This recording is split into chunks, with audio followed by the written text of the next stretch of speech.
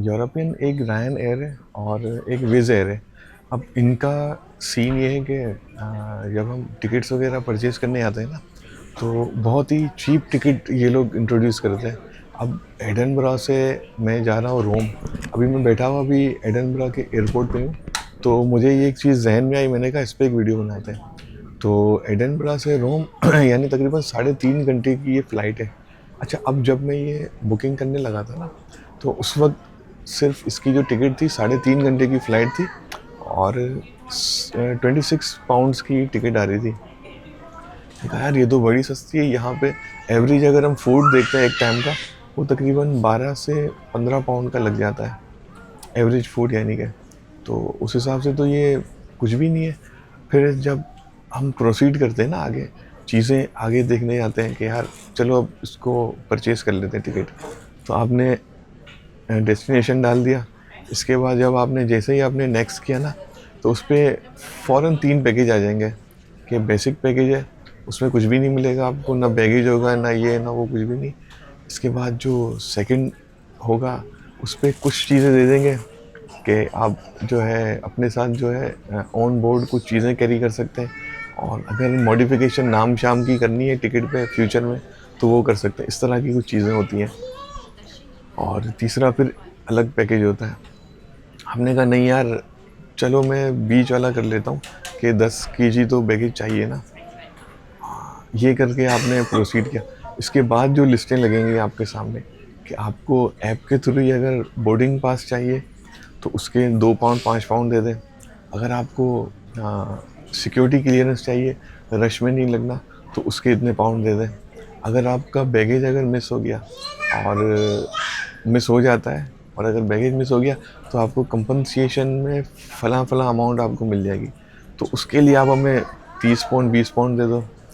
अगर आपको 10 किलो से ज़्यादा वज़न उठाना है और 10 किलो के अलग रेट है, फिर उसमें से 30 पाउंड और डाल दो, 35 पाउंड एक्स्ट्रा डाल दो। इस तरह से सीन है।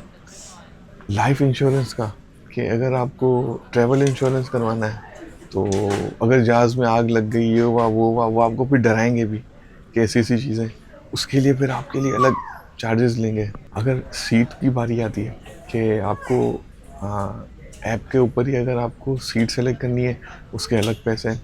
एक्स्ट्रा लेग रूम चाहिए तो उसके अलग पैसे हैं। अगर आपको फ्रंट की सीट चाहिए तो उसके अलग पैसे हैं। कैबिन बैगेज चाहिए, यानी कि आप अपने कैबिन में ही आप सामान रखें, तो उसके, यानी कुल मिला के अगर आपको इतना डराएंगे कि आपका लगेज भी खो सकता है, तो उसके भी आप खरीद लो। तो अगर आप मर भी गए, तो मतलब डरा डरू के अगर आप सीरियस हो गए, तो आपके सीधे सीधे ये 100 पाउंड तक टिकट ले ही जाएंगे उससे ऊपर।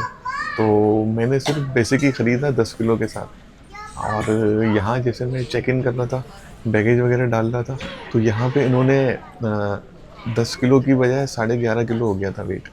तो वहाँ फ़ौरन आ गया कि भाई एक्सेस वेट है, आप 13 पाउंड दे दें।